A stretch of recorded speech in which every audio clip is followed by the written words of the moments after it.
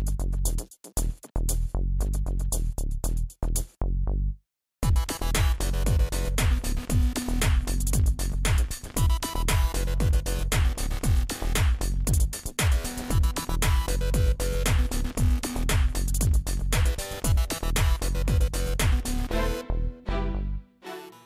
Alex McDowell. I've been a production designer for 35 years, but actually now I'm really turned into a professor by some strange set of coincidences. So I'm teaching world building at USC School of Cinematic Arts, and I'm running a studio which is focused on kind of the future of narrative media, cross-platform, multi-platform design, with a new kind of emphasis on world building as a way of generating story. I'm my own worst enemy. I'm so curious about what's going on, and I'm sort of so excited by this unique moment in time. I think we're at a moment that won't repeat, that is something similar to the change from silent movies to talkies. It's a radical sea shift, and it's such an interesting time because all bets are off at the moment, and so I'm just so interested in all of the possibilities of that I kind of get myself in trouble by signing up for all versions of the exploration.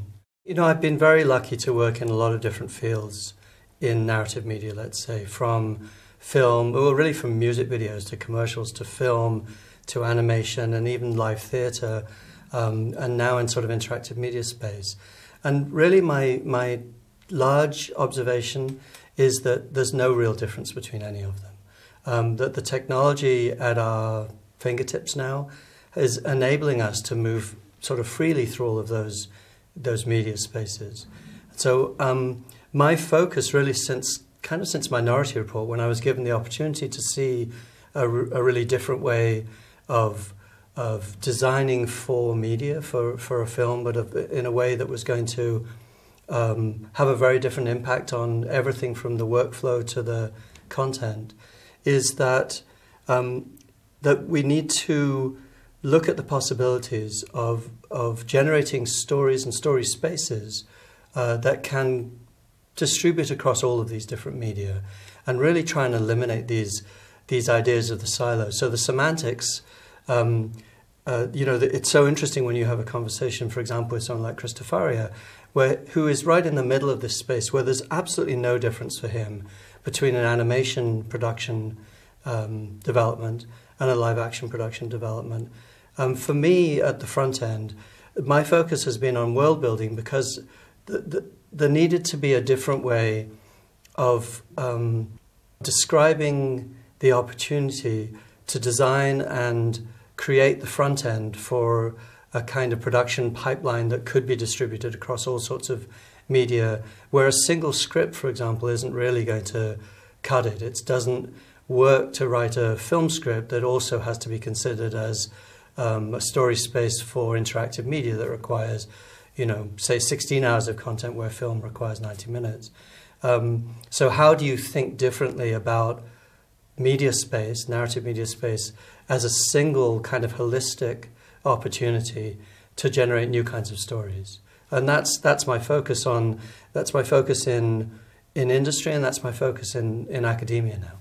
I think FMX, for example, is a fantastic forum for this. I mean, for the 8 years that I've been coming here, we've been talking about this shift from the old 20th century industrial model of pre-production, production, and post-production into a holistic, non-linear production, which is really about inception, prototyping, capture, and finishing, let's say. At the same time, you know, that's just really opening ourselves up to seeing what changes are naturally occurring, the kind of organic changes that occur even between, say, analog film and digital, the way that editorial has radically changed, the way that color timing has changed to DI. All of these things are already demanding that all of the creative keys, the creative thought leadership in film and animation are having to open their minds to this. The way that we're really trying to facilitate this, though, is to try and find metaphors that map directly onto the older processes. So if I'm building an entirely virtual environment, a world within which a story is going to evolve. I can talk about that in terms of location scouting. When I take a virtual camera into that virtual space and put it in the hands of a director, all I'm really saying is go location scout, take your crew on a scout. And we're trying to, I think, find those analogs so that it really doesn't seem disruptive. Really, it's just another set of tools for the absolutely necessary connection to the tradition of storytelling, but the absolutely necessary step into really exploiting all of the possibilities of the new tool sets. So I think whatever version you have of full, traditional film, in-camera filmmaking, to fully animated, fully digital, with a big space of different kinds of hybrid filmmaking in the middle. You can talk about them really in the same way. You can talk about camera and lighting and studio and location and storyboarding or story development, blocking, what is the role of an actor, what is the role of the camera. And my focus now is to put those tools back in the hands of the skilled professionals who have been trained to use them. So the big shift for me, I think, is that we have also been talking since the sort of previous committee with David Morin in I can't even remember how long ago that was now. We've been talking about previs in a way as a temporary state. And I think what we're looking at now, to go back to that idea of the metaphor of filmmaking, that we are just making movies. If we're using a digital system to do that, if we're using if we're using virtual production at the core of that, that's really just filmmaking. And so the notion of separating out this component called previs is no longer relevant when your entire pipe is in a virtual space, is assetizing that space with, for example, Maya assets that are being up-resed through that space, that are being manipulated as actors come into contact with them. If the actor's an avatar who's going to be replaced, or if the avatar is an asset who is going to be up-resed until they are capable of emotional performance, it's all one space. So we look really at visualization as the bed of filmmaking, of production. It starts in the art department, it starts at the front end. You put those tools in the hands of the director very early on. You allow the cinematographer to have the camera, to control the lighting, and you don't need somebody on a box anymore to interpret that, because the tools are so fluid, they're so real-time, and they are viscerally connected back to the sort of the emotional connection between the filmmaker, the team of creatives, the actors, the environment, and ultimately the audience. It's all one single holistic space now. So I would say that world building is the front end of virtual production. Virtual production is talked about often as kind of the shooting space. I think that's a radical mistake. I think that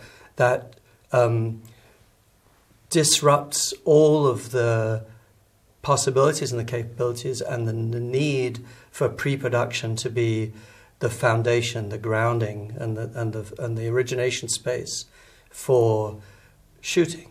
If you don't look at that as a single kind of flow from front end through shooting, then you're going to have this disconnect when you get into the virtual production stage, if you like, that costs an enormous amount of money.